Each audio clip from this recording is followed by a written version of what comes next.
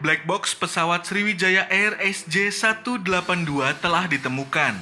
Saat ini, Komite Nasional Keselamatan Transportasi atau KNKT sedang menginvestigasi kotak tersebut. Meski namanya kotak hitam, tetapi warna sesungguhnya adalah oranye. Begini tahapan yang dilakukan KNKT untuk mengetahui penyebab kecelakaan SJ182. Begini kondisi FDR saat diterima. Setelah itu, FDR dikeluarkan dari box berisi air. Tim KNKT melakukan proses pengambilan modul memori. Tampak kondisi modul memori FDR XPK CLC. Kemudian dilakukan pengecekan dan dokumentasi modul memori FDR XPK CLC. Baiklah, demikian tadi kami sampaikan proses pengunduhan data dari flight data recorder Sriwijaya SJ182, di mana KNKT telah menerima Crash Survivable Memory Unit atau CSMU, yaitu bagian dari black box yang tahan banting sampai tahan benturan sampai dengan 250 G dan tahan suhu sampai dengan 1000 derajat selama 1 jam. Kemudian proses diawali dengan mengambil atau mengeluarkan memori unit tersebut dan kemudian dibersihkan dari kotoran, utamanya dari garam karena unit ini pernah terendam di laut. Dibersihkan menggunakan air suling dan kemudian dilanjutkan dengan pembersihan dengan alkohol. Setelah dibersihkan, dilanjutkan dengan proses pengeringan yaitu menggunakan oven khusus selama 8 jam. Dan selanjutnya setelah kering akan dilanjutkan dengan pengunduhan data, yaitu menghubungkan memori unit ini dengan unit flight data recorder yang masih bagus untuk diunduh datanya. Ini sama dengan kita mengunduh data dari satu memory card atau dari suatu CD digunakan atau menggunakan player yang masih bagus. Proses pengunduhan datanya sendiri diperkirakan memakan waktu 2 jam apabila semuanya berjalan lancar tanpa kendala. Jadi demikian kami sampaikan untuk proses pengunduhan data dari flight data recorder. Terima kasih.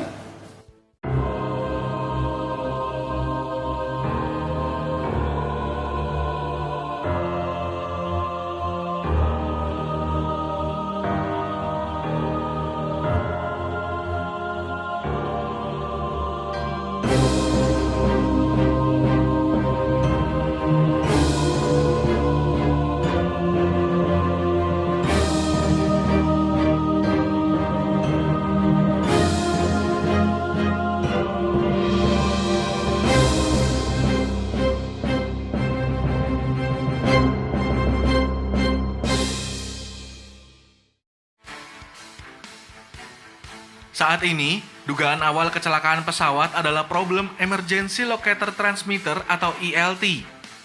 Pesawat Sriwijaya Air SJ182 tidak memancarkan sinyal setelah 4 menit lepas landas. Tidak lama kemudian pesawat jatuh di wilayah Kepulauan Seribu. Adapun korban kecelakaan mencapai 62 orang, termasuk penumpang dan kru pesawat. Semoga keluarga para korban yang ditinggalkan diberi ketabahan.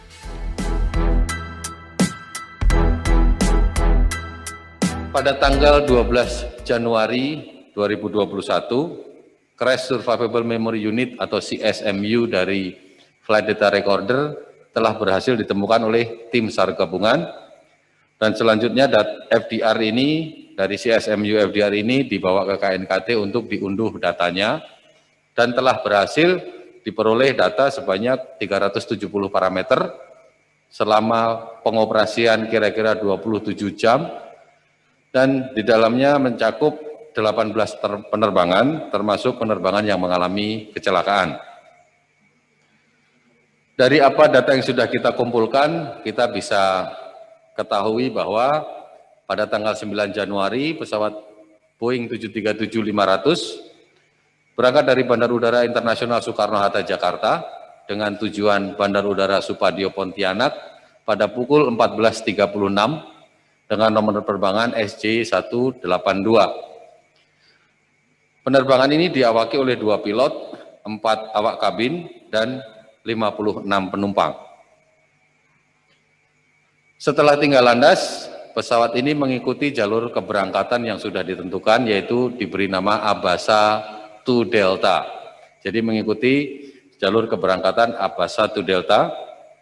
Kemudian FDR mencatat bahwa pada ketinggian kira-kira 1980 kaki, autopilotnya mulai aktif atau engage. Pesawat terus naik dan pada ketinggian kira-kira 8.150 kaki, throttle atau tuas pengatur tenaga mesin sebelah kiri bergerak mundur. Dan tenaga mesin atau putaran mesin juga ikut berkurang, sedangkan mesin sebelah kanan tetap. Pada pukul 14.3851 karena kondisi cuaca, pilot meminta kepada pengatur lalu lintas udara atau ATC, Air Traffic Controller, untuk berbelok ke arah 75 derajat dan diizinkan. Perubahan arah ini diperkirakan oleh Air Traffic Controller akan membuat pesawat SJ182 akan bertemu dengan pesawat lain yang berangkat dari landas pacu 25L atau Soekarno-Hatta landasan selatan, sedangkan SJ182 berangkat dari landasan utara. Kedua pesawat ini memiliki tujuan yang sama, yaitu Pontianak. Karena diperkirakan akan berpapasan, maka SJ182 diminta untuk berhenti naik di ketinggian 11.000 kaki. Pukul 14.3947 pada saat pesawat melewati ketinggian 10.600 kaki, pesawat berada pada arah 46 derajat dan mulai terlihat berbelok ke kiri. Tuas pengatur tenaga mesin sebelah kiri kembali bergerak mundur, sedangkan yang kanan masih tetap, atau throttle kiri bergerak mundur, throttle kanan tetap. Air Traffic Controller memberi instruksi kepada pilot SJ182 untuk naik ke ketinggian 13.000 kaki dan dijawab oleh pilot pada jam 14.3959. Ini adalah komunikasi terakhir yang terekam di rekaman komunikasi pilot ATC di Bandara Soekarno-Hatta. Pukul 14.40.05 FDR merekam atau Flight Data Recorder merekam ketinggian tertinggi pesawat, yaitu 10.900 kaki. Setelah ketinggian ini pesawat mulai turun, autopilotnya tidak aktif atau disengage. Arah pesawat pada saat itu adalah 16 derajat. Sikap pesawat, hidungnya pada posisi naik atau pitch up, dan pesawat mulai miring ke kiri atau roll ke kiri. Tuas pengatur tenaga mesin sebelah kiri kembali berkurang, sedangkan yang kanan tetap. Pukul 14.40.10, Flight Data Recorder mencatat auto throttle tidak aktif atau disengage. Sikap pesawat menunduk atau pitching down.